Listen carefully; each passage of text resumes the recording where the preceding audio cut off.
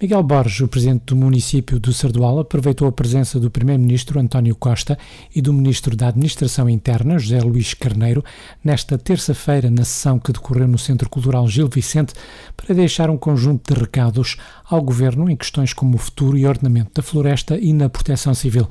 Miguel Borges abordou o modelo atual como sendo frágil e a carecer de modernização. Antes do ano e do fatídico dia 17 de junho de 2017, muito escrevi, muito disse, muito revi, muito sugeri em relação à nossa estrutura de proteção civil. Dizia que nós tínhamos um sistema de proteção civil assente em pés de barro e, infelizmente, a realidade veio-me dar alguma razão. É claro que na altura eu tinha perfeita consciência que não é de um dia para o outro que estas coisas se mudam. Não é por despacho, não é por um despacho que, a partir do dia em que esse despacho produz efeito, que mudamos a nossa floresta, que mudamos o nosso sistema de proteção civil. Mas o que sempre disse foi que era importante nós percebermos, pensarmos o que é que queremos da nossa proteção civil, o que é que queremos da nossa floresta daqui a 10 anos, daqui a 12 anos, daqui a 15 anos. E o que é que podemos fazer para lá chegar? E era esse trabalho que estava a faltar. Eu não conseguia ver um trabalho com uma visão a médio e longo prazo, o trabalho continuado, passo a passo, para que daqui a 10 anos, daqui a 15 anos, nessa altura, pudéssemos ter um sistema forte de proteção civil e pudéssemos ter um ordenamento territorial forte e que cumpra aquilo que é as nossas obrigações. Felizmente, tudo mudou. Não haveria necessidade, eventualmente, de termos um exemplo tão dramático para que as coisas realmente mudassem, e hoje realmente fico feliz por ver que pensamos a floresta a 10, 15 e até 20 anos, por é o caso, que pensamos a floresta, aquilo que queremos para a nossa floresta, aquilo que queremos para o nosso território em termos de ordenamento florestal.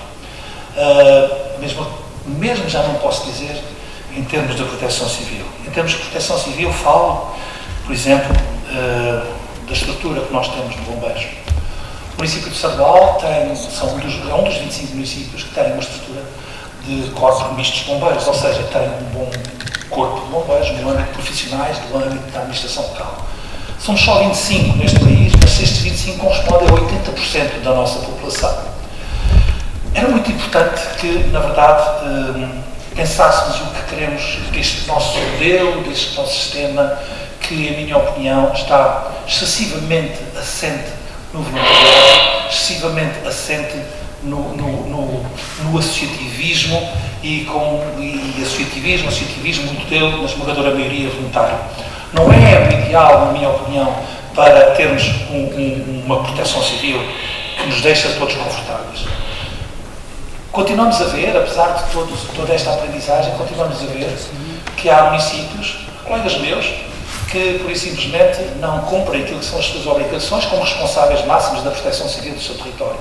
E não é preciso irmos muito longe daqui para percebermos a fragilidade que alguns corpos de bombeiros têm. A fragilidade que alguns corpos de bombeiros têm, não só para proteger aquilo que é o seu território, mas, solidariamente, para proteger os territórios que todos eles envolvem e fazerem parte de uma estrutura nacional.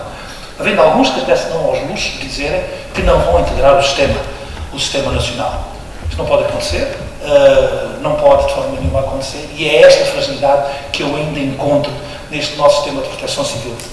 Eu faço parte, e apelo ao Sr. Ministro, eu faço parte da mesa da secção de municípios com bombeiros no âmbito da administração local, e temos produzido um conjunto de reflexões sobre esta matéria. Aliás, estamos neste momento a ultimar aquilo que é o Estatuto, e gostaria mesmo que o Sr. Ministro peço-lhe, por favor, que dê a sua máxima atenção a este documento. Um documento que não é um documento só político, é um documento que terá, sim, o seu olhar final político, mas é um documento que está a ser feito, está a ser pensado, não só pelos presidentes de Câmara que fazem parte desta secção, ou pelos vereadores com delegações de competências, mas também por todos os comandantes de bombeiros. Temos feito um bom trabalho, um trabalho duro, um trabalho continuado, há 9 anos esta parte, Sinceramente, às vezes achamos que aquilo que nós produzimos, aquilo que as nossas sugestões, gostaríamos que fossem tidas em atenção numa maior fatia do que aquela que tem sido até agora. E também não posso deixar de aproveitar este momento para sensibilizar ainda mais o Sr. Primeiro-Ministro e o Sr. Ministro aquilo que é uma injustiça em relação aos municípios que têm bombeiros no âmbito da administração local. O financiamento não nos chega da mesma forma que o vizinho do lado que tem uma associação humanitária. Eu acho que devíamos repensar todo esse sistema e pensar que o que importa é perceber o que é que em cada município, o que é que em cada território, em cada município, qual é a necessidade em termos de, considerando o grau de risco e as características daquele município. E devia de ser definido o número obrigatório por cada município de homens e de meios, considerando a tipologia e este grau de risco.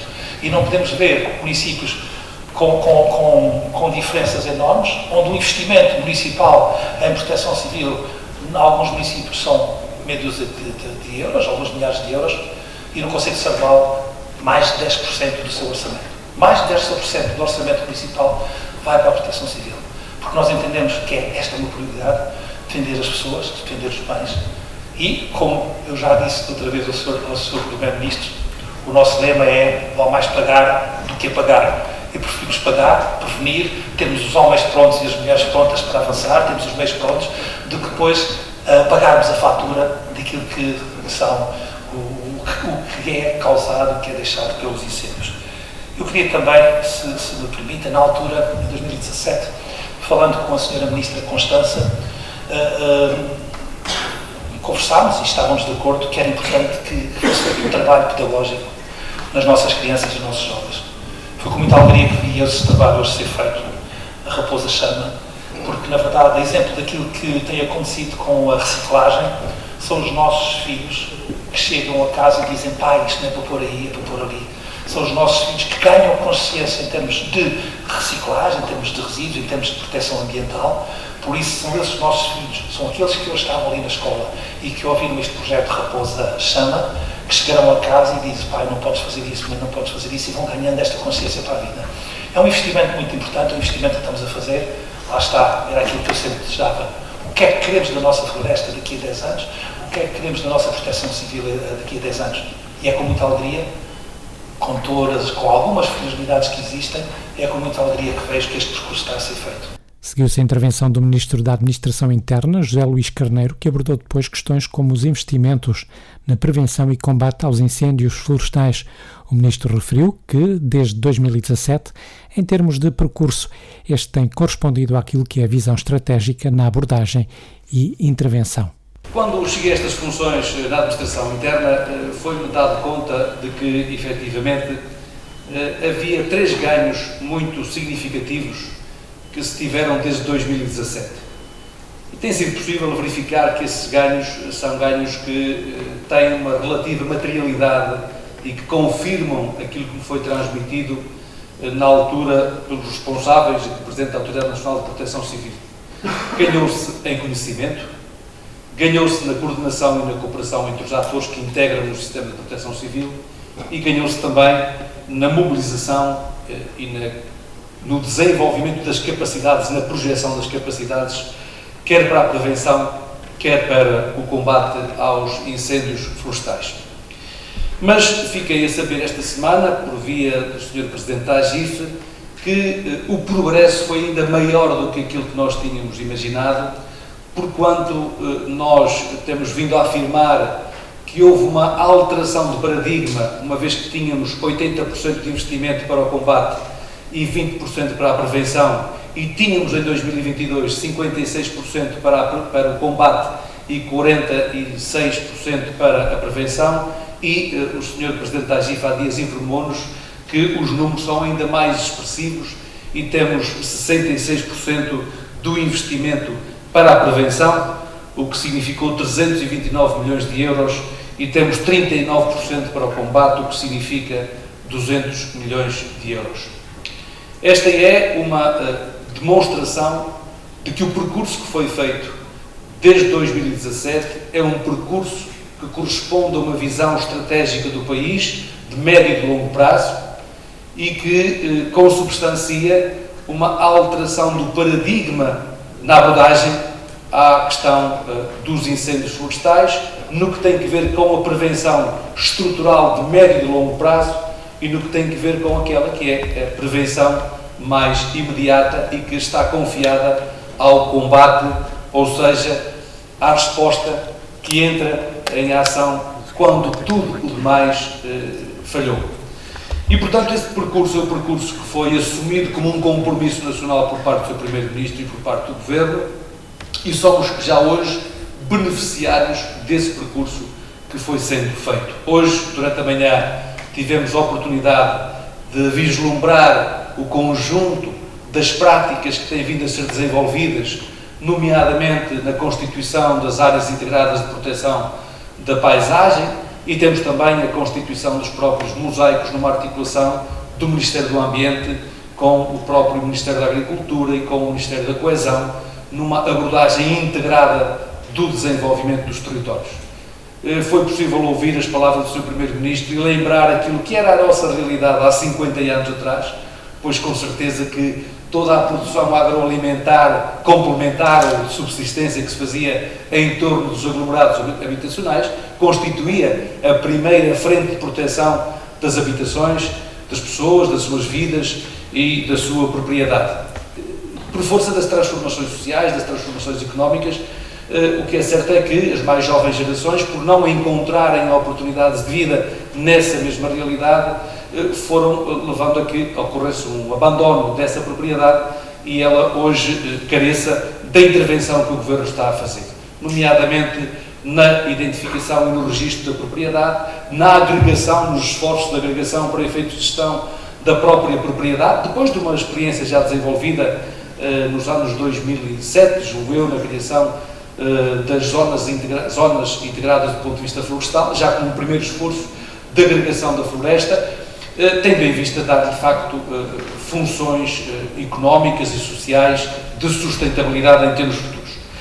Eu queria saudar o esforço que foi feito e que tem vindo a ser feito por todas as entidades, por todos os atores, que, com a visão que o Sr. Primeiro-Ministro traçou na constituição de todo um sistema nacional de proteção civil e agora de uma forma muito estruturada nas respostas que têm vindo a ser dadas também nos últimos anos em relação às questões do ambiente, da agricultura e da floresta, tendo em conta dar-lhe esse valor social, económico e ambiental, permitir-me agora passar àquilo que é a dimensão da resposta, da proteção de pessoas, da proteção dos seus bens, que nós podemos agora verificar in loco durante a parte da tarde. O nosso sistema, eu gostava de sublinhar este ponto, de combate, é também um sistema eficaz. É um sistema eficaz, mas como também não temos deixado de dizer, por mais capacitado que ele seja, há momentos extremos em que o próprio uso dos meios, sempre limitados, como não poderia deixar de ser, não é possível sequer. Temos dado um exemplo do que se passou na Espanha há muito pouco tempo atrás, mais de 2.000 pessoas evacuadas, o exemplo do que se está a passar no Canadá e, portanto, a resposta e a solução, como é evidente, não está nos meios. Mas no momento crítico, como o Sr. Primeiro-Ministro lembrou, no momento crítico, o que é certo é que todos querem meios, todos querem mais meios e esses meios serão sempre exíguos para a complexidade das condições que temos vindo a conhecer, que serão, como também foi sublinhado, cada vez circunstâncias mais graves. Os técnicos que temos vindo a ouvir têm mesmo, digamos, a denominação de incêndios extremos, que significa que em determinados momentos não tem combate possível e, portanto, não há meios que respondam à complexidade que temos vindo a conhecer. Mesmo assim, e reconhecendo que a União Europeia teve um ano que passou mais de 60% de incêndios, mais de 69% de área ardida, que os países do norte e do centro da Europa hoje vão ao mercado fazer a alocação de meios aéreos, porque também eles próprios precisam de meios aéreos para responder com outra capacidade às necessidades, mesmo assim, olhando para a eficácia do sistema, esta também é uma palavra de reconhecimento àqueles que estão, digamos, na frente do combate que tem que ser feito, é-lhes devido uma palavra de gratidão e de reconhecimento pelo trabalho que fazem, quer no que concerne à Proteção Civil, e portanto aqui no Comando Nacional da Proteção Civil, quer no que respeita à Guarda Nacional Republicana, quer no que respeita ao ICNF, quer no que respeita à Força Especial de Proteção Civil, diferentes forças e serviços que, constituindo subsistemas, fazem parte do mesmo Sistema Nacional de Proteção Civil. No ano que passou, nós tínhamos previsto para o ataque inicial 90% de eficácia e foi possível ultrapassar esses 90% de eficácia. Ficou em 90,8%. Há um outro indicador que me parece muito relevante. Tínhamos previsto uma média de despacho de meios em 120 minutos e foi possível, em 120 segundos, e foi possível despachá-los em 55 segundos. E a chegada do primeiro meio ao teatro de operações em 16 minutos, quando a previsão média apontava para os 20 minutos. Isto mostra níveis de eficácia muito elevados, mas que não dispensam todo o trabalho, nomeadamente de prevenção e de proteção das pessoas e dos seus bens quando os incêndios, quando as ignições se transformam em incêndios e quando os incêndios se transformam e ganham uma grande complexidade. Daí que o trabalho que foi possível verificar é um trabalho que está hoje em mais de 2.300 aglomerados. Temos 2.146 oficiais de segurança, mais de 900 planos de evacuação, foram realizadas mais de 800 ações de sensibilização e realizados 381 simulacros, tendo em vista capacitar cada cidadã e cada cidadão em circunstâncias de maior exposição ao risco para se prepararem para a sua própria autoproteção e para a proteção das suas próprias comunidades locais.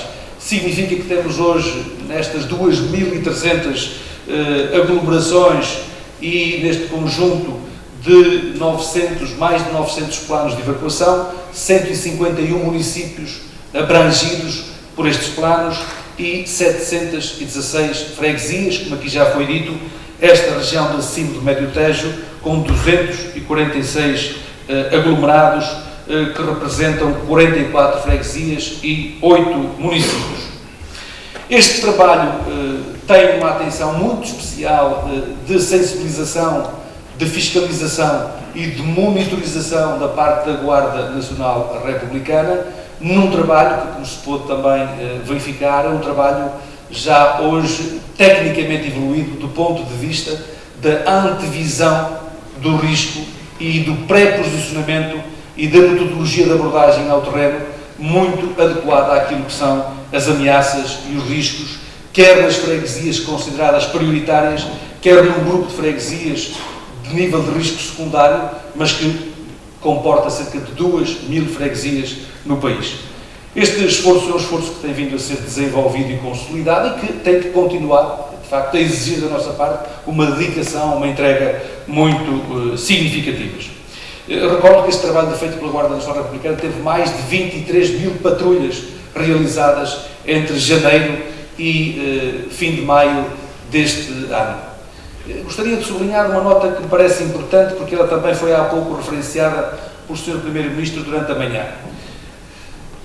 De 1 de janeiro a 31, ao fim de abril, tínhamos 64% dos incêndios tinham como causa primeira a negligência no uso de fogo, no uso das máquinas agrícolas ou florestais. E, portanto, está aqui, efetivamente, o ponto crítico, um dos pontos críticos, onde é necessário desenvolver um trabalho de sensibilização, de informação, de capacitação, que não dispensa, antes supõe a ampliação destas experiências realizadas nas escolas, sensibilizando os mais jovens, procurando incutir atitudes e comportamentos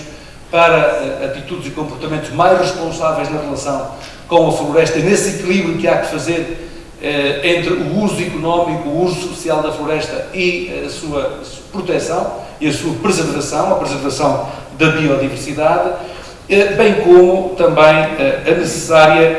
o necessário trabalho de fortalecimento dos dispositivos locais de prevenção da floresta contra incêndios e de proteção civil.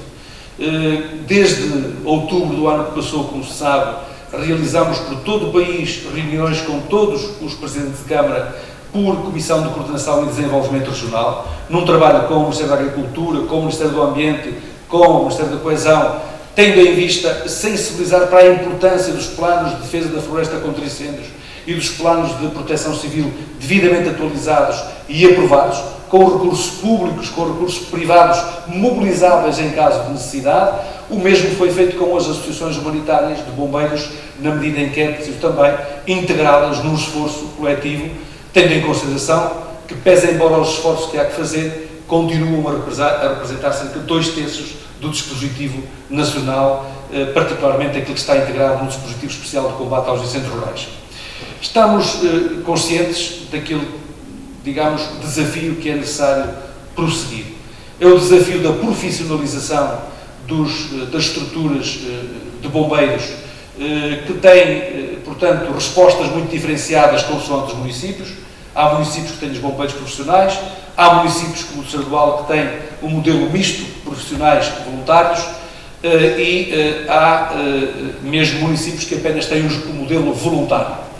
Nessa auscultação que foi realizada por todo o país, foi possível identificar com muita precisão aquelas que são a hierarquia das prioridades para podermos fazer evoluir o sistema para a sua profissionalização, e é dessa profissionalização que resultará aquilo que é, digamos, um ponto que deve continuar a merecer a nossa grande dedicação, que é a capacitação de todo o sistema. A capacitação que está identificada, aliás, na avaliação, quer das lições aprendidas, quer dos técnicos dos Centros de Investigação Nacionais que se pronunciaram sobre o ano 2022.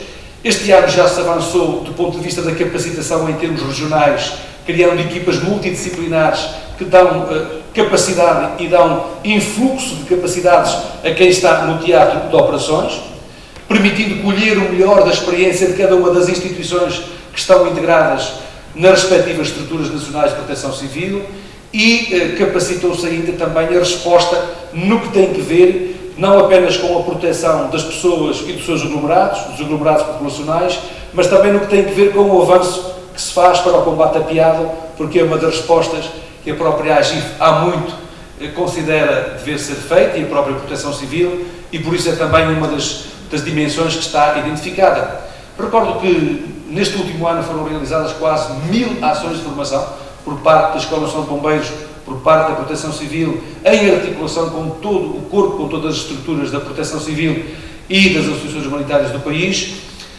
Quanto à proposta que nos vai chegar da Associação Nacional de Municípios, tive há dias também com o Sr. Vereador da Proteção Civil de Vila Nova de Gaia, que me deu conta de que tinha esse estudo que estava a ficar fechado para nos apresentar, pois não deixaremos de ter em consideração essa avaliação para procurarmos encontrar soluções que se venham a traduzir numa capacitação técnica do sistema, e essa capacitação técnica resultará também em muito, não só, mas também em muito, daquilo que tem que ver com o esforço de profissionalização, porque é essa profissionalização que permite também a estabilidade que dá condições para que se encete e reforce um processo de capacitação. Isto terá que ver depois também com uma reforma da Escola Nacional de Bombeiros, que é também um esforço que tem vindo a ser objeto de uma análise. Há uma proposta que já está para efeitos de decisão, porque a produção do conhecimento que se faz não apenas no país, mas com a projeção de forças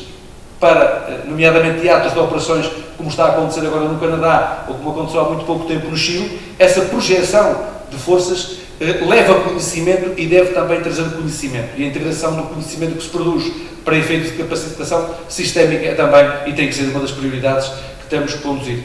Sr. Primeiro-Ministro, quero agradecer também, como Ministro da Administração Interna, a oportunidade que tivemos mais uma vez de contar com a sua presença na visita ao território e no trabalho concreto, no diálogo com aqueles que são talvez a primeira e mais importante face do Sistema Nacional de Proteção Civil, com os autarcas, e com essa auscultação podermos também continuar a dar o nosso contributo de todos aqueles que integram o Sistema de Proteção Civil para o aperfeiçoamento do sistema que o Sr. Primeiro-Ministro, como Ministro da Administração Interna, contribuiu para a sua edificação, e agora também procurando contribuir com um sentido de elevada responsabilidade de sentido público para esta transformação sistémica que tem vindo a acontecer, para um trabalho mais estrutural de valorização da floresta, de ordenamento do território e de prevenção estrutural, que quanto melhor e mais qualificada estiver, naturalmente que menos se refletirá naquela que é a frente do combate, tendo em vista proteger pessoas, proteger os seus bens, proteger o património que afinal é de todos nós, que é património da humanidade, como é o nosso património florestal e o nosso património ambiental. Presente também nesta sessão, realizada no Sardual, o Primeiro-Ministro António Costa recordou que 64% dos incêndios verificados no país resultam da ação negligente do ser humano e deu como exemplo o programa Aldeia Segura, como um dos melhores exemplos de preparação e prevenção contra incêndios, apontando esta ação, como também a rotina da limpeza das faixas contra incêndios como fundamentais para a prevenção do risco. É indiscutível que o sistema de combate aos incêndios tem revelado nos últimos anos uma melhoria significativa da sua eficácia. Nós temos nos últimos anos uma redução para 1/3 da área ardida, nós temos uma redução muito significativa dos incêndios catastróficos com mais de 500 hectares. E por isso podemos e devemos confiar no nosso sistema de combate aos incêndios florestais. Mas eu, que também já fui Ministro da Administração Interna, tenho bem consciência qual é o papel do sistema de combate aos incêndios. É, no fundo, aquela situação do guarda-redes no momento do penalti. Está a baliza, que é enorme, há uma bola e ele está sozinho. Não, o resto da equipa está em campo. Mas é o sistema de defesa de combate aos incêndios que fica sozinho para defender a bola, para defender a bola.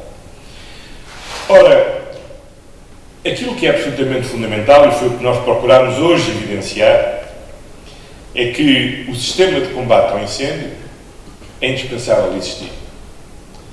Mas é fundamental que toda a equipa exista e que exista ao longo dos 90 minutos do jogo. E por isso, hoje tivemos a oportunidade de ver um dos elementos mais importantes da reforma da floresta que está em curso, que é a criação das áreas integradas de gestão da paisagem, que visa a transformação efetiva do que é a nossa paisagem.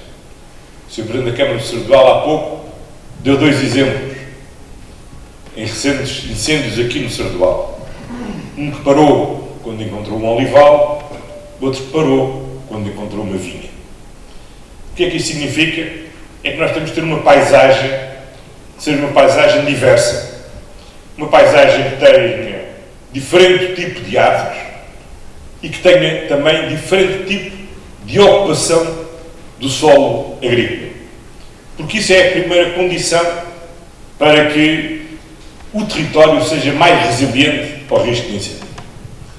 Vimos, em segundo lugar, um investimento muito grande que está a ser feita na criação da rede primária e na rede secundária, da criação de faixas de interrupção. As faixas de interrupção são importantes para desacelerar ou impedir a progressão do fogo, são absolutamente fundamentais para que os proprietários possam fazer a limpeza das suas propriedades, são fundamentais para a operação dos agentes de proteção civil quando têm de atuar. Mas vimos também outra dimensão, que é a dimensão de todo o trabalho preventivo que é desenvolvido ao longo do ano. O trabalho preventivo que é desenvolvido pela Guarda Nacional Republicana, mapeando o território, identificando e caracterizando as múltiplas habitações isoladas, se estão vazias ou se estão ocupadas. São pessoas acamadas que precisam de apoio para serem retiradas ou são pessoas saudáveis que por si próprias podem sair. A identificação daquilo que são as zonas de risco, isto são também as zonas de oportunidade. A verificação e a fiscalização que a Guarda Nacional Republicana faz que é porventura hoje em dia a maior operação que a Guarda realiza à escala nacional, de verificação do cumprimento das obrigações que todos temos de manter os terrenos limpos, as faixas de afastamento das habitações devidamente limpas, e esse é um trabalho de fiscalização muitíssimo importante. Tivemos a oportunidade de ver outro trabalho da maior importância, como aqui sublinhou o Sr. Presidente da Câmara de Sardual, que é o trabalho que é feito hoje nas escolas, do programa Raposa Chama. Não só ensinando às crianças os comportamentos que devem ter para prevenir os incêndios, os comportamentos que devem ter em caso de incêndio. Todas elas diziam, se estivermos em casa, temos que pôr panos molhados nas frestas da janela e das portas para evitar que o fumo entre, ligar para o 112 e avisar um adulto para ligar para o 112. E esse trabalho é não só de educação das crianças, como disse muito bem o Sr. Presidente da Câmara, é mobilizar as crianças para ensinar as famílias e os respectivos agregados a como devem agir perante esta circunstância. E tivemos a oportunidade de ver um projeto estruturante da Proteção Civil Preventiva, que é o Programa das Aldeias Seguras. São mais de 2.000 em todo o país. Hoje vimos uma das 38 que existem no Concelho do Sardual, e onde, no fundo, se trata de preparar as comunidades para agirem perante uma situação de incêndio que ameace cada uma daquelas aldeias. Porque, obviamente, nunca teremos um meio aéreo, um carro de bombeiros, ou mesmo um bombeiro à porta de cada uma das casas. Mas em cada uma das casas temos que ter cidadãos que estão preparados para agir em função e conformidade com aquilo que é o alerta que lhes é dado. É assim se for um risco, um sismo, é assim se for uma inundação, é assim também se for um incêndio. E esse trabalho das aldeias seguras é um trabalho da maior importância. E podemos ver naquele simulacro como os oficiais de segurança que lá estão puderam alertar as pessoas que por si próprias podiam deslocar das suas casas para os abrigos ou para o ponto de refúgio, o puderam fazer, como estavam previamente identificadas aquelas duas pessoas que tinham dificuldades de locomoção e que foi necessário uma ambulância poder ir buscá-las, como foi possível ir evacuar com os recursos do município aqueles jovens que estavam, ao percebi, numa praia fluvial, que não tivemos o prazer de visitar, e toda aquela operação decorreu, bem sei que era um exercício, de forma ordenada, serena, organizada. É evidente que numa situação real, seguramente será menos tranquila. Mas é muito importante que essa rotina se vá introduzindo. Como se tem vindo a introduzir a rotina da limpeza das faixas à volta das habitações e à volta dos aglomerados, e que se vão mantendo também essas rotinas das pessoas saberem o que é quando fazer. Quando toca o sino, quando toca a sirene, quando se grita que há fogo, o que é que vamos fazer? E essa é a maior ajuda que nós podemos dar àquelas mulheres e àqueles homens que, perante a tragédia, estão mesmo sozinhos, como guarda-redes, no momento do penalti. E a melhor ajuda que nós podemos dar é este trabalho que fazemos ao longo de todo o ano. É este trabalho que temos que fazer de reforma estrutural da floresta, de proteção estrutural da floresta, de preparação e de educação da nossa população para o risco de incêndio, de organização das nossas aldeias para como agir perante o risco, perante uma situação de incêndio, e apoiar o trabalho que todos os agentes de proteção civil, voluntários ou profissionais, fazem para, se o incêndio acontecer mesmo, estarem lá nas melhores condições para defenderem o penalti. E todos nós sabemos que é mais fácil marcar o penalti do que defender o penalti. Mas, e é precisamente por isso que nós temos que prevenir antes de ter de remediar, ou como diz o Sr. Presidente, mais vale pagar na prevenção do que depois apagar quando houver o fogo. E por isso, vamos todos investir na prevenção, E o investimento na prevenção começa no comportamento de cada um de nós. Porque, como recordou aqui bem o Sr. Ministro da Administração Interna, 64% das ocorrências que tivemos desde janeiro até agora resultaram de comportamentos negligentes. E é esses comportamentos que cada um de nós pode ter, o que significa que cada um de nós pode evitar ter.